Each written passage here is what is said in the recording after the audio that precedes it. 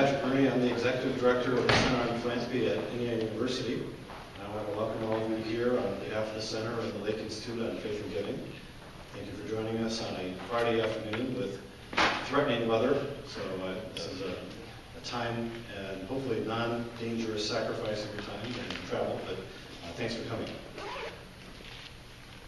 We are absolutely honored that former Indianapolis Mayor Bill Hudnut and his wife are here with us.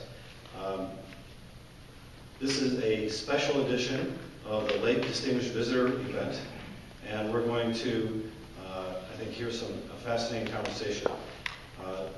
Mayor Hudnut has been involved with the Center since the early days, and I want to thank him and his wife for their interest and support of our work.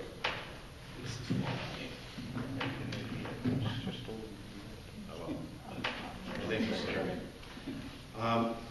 Also pleased that Chancellor Vance is with us, and he's been a strong advocate for philanthropy in his many forms and a strong advocate for the Center on Philanthropy specifically. We're also especially honored that Don, Karen, and Greg Buttry are here with us. They're the family of Karen Lake Buttry, who is the founder of the Lake Institute.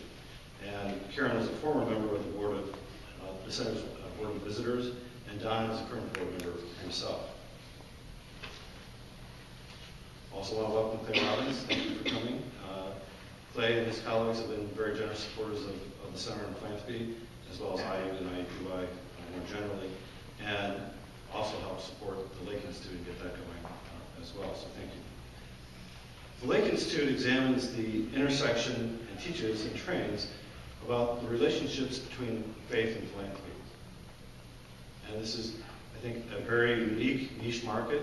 We believe, at least, that the Lake Institute is the only university-based program that looks specifically at faith and giving.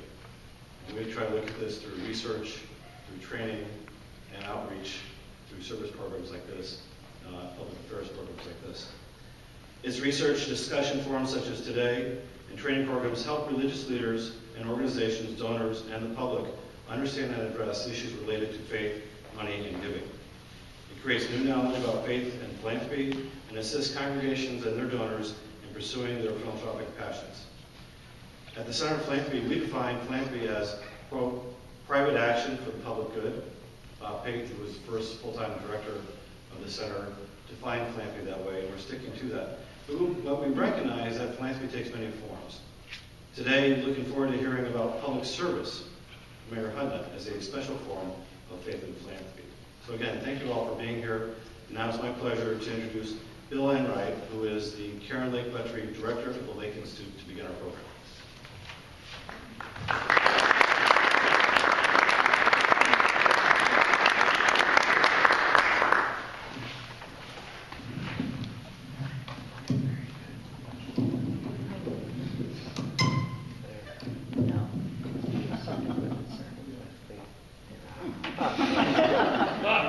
Good afternoon. We're delighted that you are with us this afternoon. The purpose of the Lake Distinguished Visitor Program is to collaborate with university and community partners by bringing to Indianapolis visionary practitioners to share their stories of faith, service, and generosity so as to inspire our own philanthropic imaginations.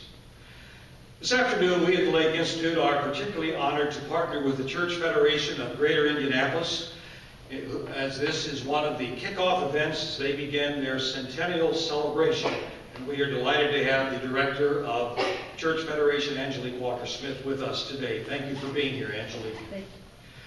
One other item, we at the Lake Institute produce a monthly email called Insights that always has something to say about the issues of religious giving, the challenges and the opportunities also for faith-based nonprofits. It is free. If you would like to sign up for that, you may do that at the registration desk as you leave later this afternoon. The late Robert Payton succinctly described philanthropy as voluntary action for the public good. Today's late distinguished lecturer, Bill Hudnut, puts flesh and bone on that understanding of service for the public good. In 1964, Bill came to Indianapolis, where for 8 years he served as the senior pastor of Second Presbyterian Church. Now, as at least some of you who are here today will know, those were critical years in the life of that congregation. And Bill, as one of your successors, it was your leadership that unified as well as renewed with excellence that particular congregation. In fact, Bill, I've long had the sense that it was during your tenure at Second Church that you sharpened your political teeth and fine-tuned your savvy leadership instinct. Bill went on from that position to serve one term as a member of the United States Congress, representing the 11th Indiana Congressional District. And then from 1976 to 1992, he was the mayor of the city of Indianapolis, as all of us, I think, well know. But as a political leader, Bill was also so respected that a bill was put before the Indiana State Legislature that would allow a mayor to serve more than 2 terms. And those of you who may have lived here at that time will recall that that bill was rather popularly referred to as the hudnut forever bill. But it says something about the esteem with which our mayor was held by the citizens of this community. After leaving the mayor's office, Bill served as a fellow for the Institute for Politics at Harvard.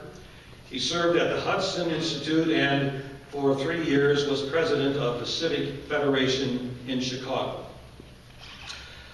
For the past 15 years, Bill and his wife, Bev, have lived in Chevy Chase, Maryland, where Bill is currently a member of the faculty of Georgetown University and senior fellow emeritus of the Urban Land Institute.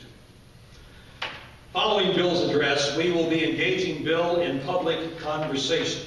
And we are delighted to have as his conversation partner today, John Kraus, who served as deputy mayor during the Hudnut administration. John is also the director of the Indiana Public Policy Institute at Indiana University, as well as a member of our law school faculty. It is my pleasure and distinct honor to present to you as our 2012 late distinguished visitor, my friend, Bill Hudnut.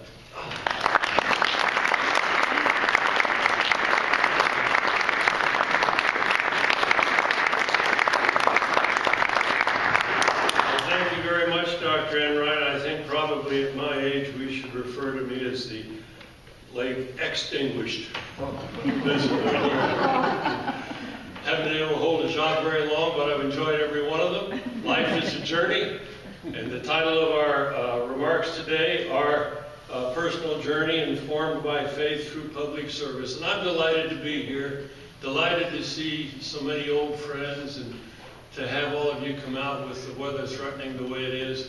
And particularly I'm glad to have my former colleague, John Kraus, who's a dear friend, as the interlocutor here in a few minutes when I get done.